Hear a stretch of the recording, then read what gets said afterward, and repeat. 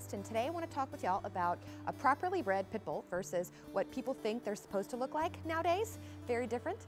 And now when I say pit bull, y'all know I am speaking of the American Pit Bull Terrier. Very important to designate that.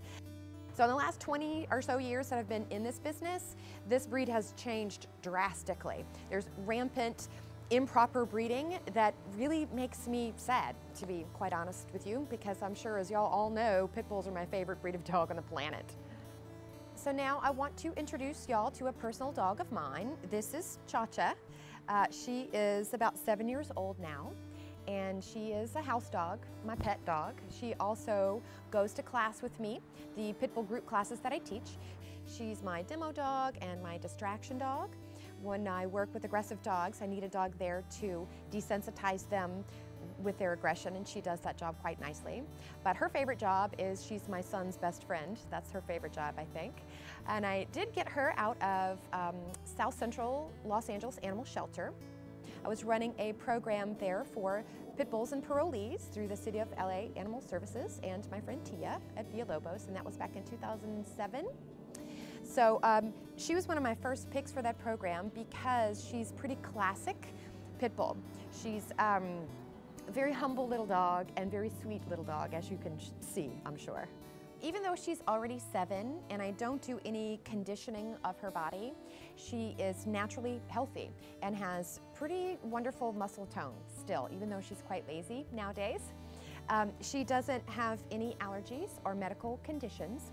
And her coat is almost self-cleaning, to be honest with you. It's really hard to grow grass here in LA with dogs. It's really hard. For those of you who live here, y'all know what I mean. And she does lay in the dirt. ChaCha is also emotionally and mentally really solid. She's very friendly with people. She's very tolerant with children. And she adapts really well and very easily to new situations. She's not a tweaky dog. She's very confident and very safe. So when she goes to my group classes with me, she no longer aggresses at the dogs who are aggressing at her. I have shaped her behavior over the years. She used to be quite dog aggressive.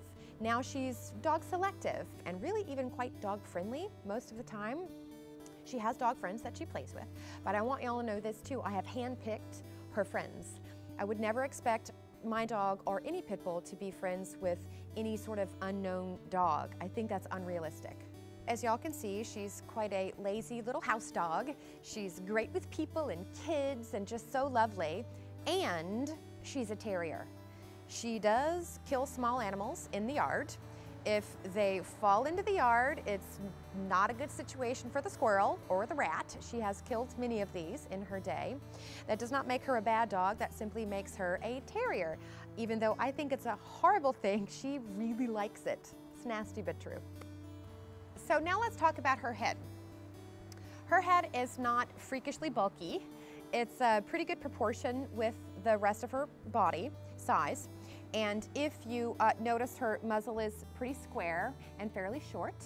And if you look at her face from the side view, her little jaw is quite angled and square too. And usually if you look at a pit bull head on, their face is round. Now her eyes are a yellowish brown, which is really common in a pit bull. And her ears are really thick and not too big.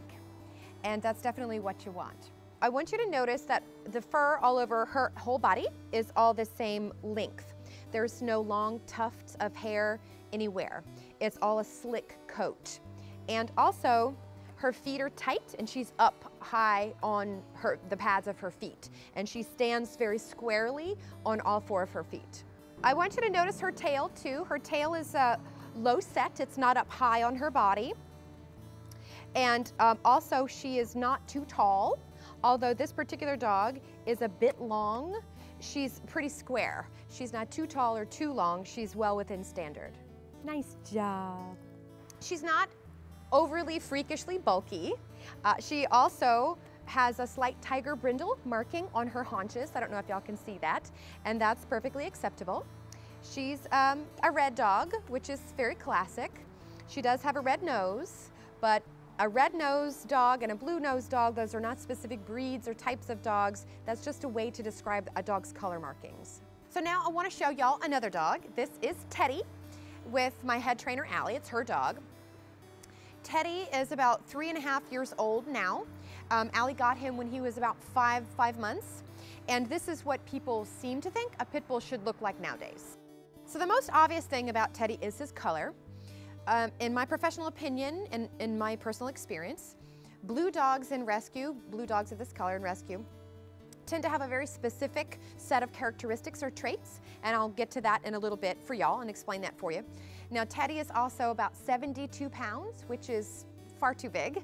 Pit bulls need to top out at around 60. They don't need to weigh more than 60.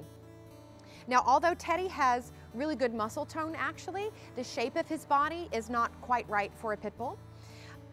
He's quite tall, as you can see, and he's deep-chested, and also his chest is very narrow, almost like a sighthound, almost like a greyhound type chest. Teddy has such significant allergies, Allie is required to put boots on him to go outside. He is allergic to pollen, dust mites, grass, and even human dander. He's literally allergic to people. And another thing I wanted to say about his body type is that being so tall and lean and his feet being so small, he literally has to have 2 different sizes of shoes because his back feet are much smaller than his front feet. Teddy also has problems with his skin.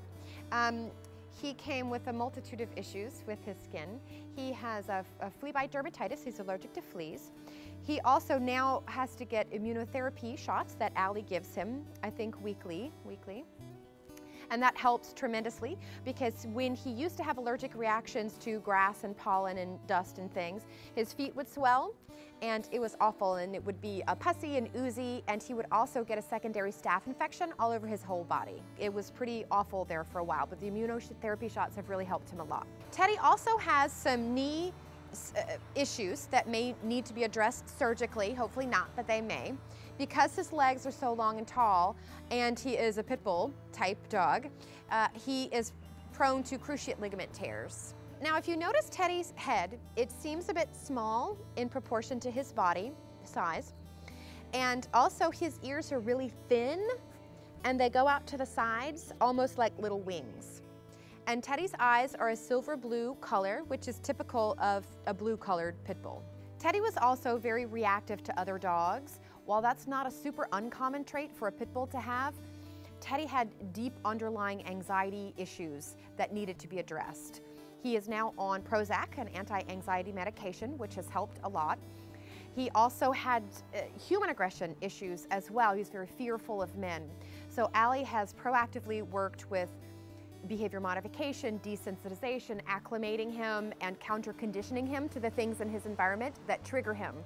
And over the past 1.5 years, he has improved by leaps and bounds. And at this point, he's almost a normal dog. In my experience, poorly bred pit bulls have some traits in common. And unfortunately, I'm starting to see this in other color pit bull dogs as well, usually the poor bred ones that you find at the shelter. It starts usually with a compromised immune system, and that leads to skin issues ranging from hives all the way up to a really hardcore case of demodectic mange that you just can't seem to get rid of. They usually have licking of the feet, which is obviously an allergic reaction, sometimes licking of the feet obsessively, and ear infections and or yeast in the ears.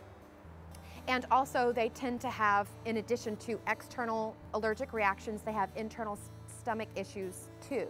If you feed them something they're not used to, you could get vomiting, diarrhea, things of that nature. And also these dogs tend to be quite reactive to what triggers them, be that a cat or a squirrel or a dog or a person. They react quickly and overreact, and it's very hard for these dogs of this personality type to come back down again. It takes them a good long while to finally relax after an episode. I hope this helps explain the difference between a well-bred pit bull and what they're supposed to look like versus what people seem to think a pit bull should look like nowadays. I really appreciate y'all watching, and I hope that you like and share and subscribe, and I really hope that you leave me some comments and questions about pit bull behavior and training. I really appreciate it, y'all. Thanks so much. Hope to see you again soon. Bye.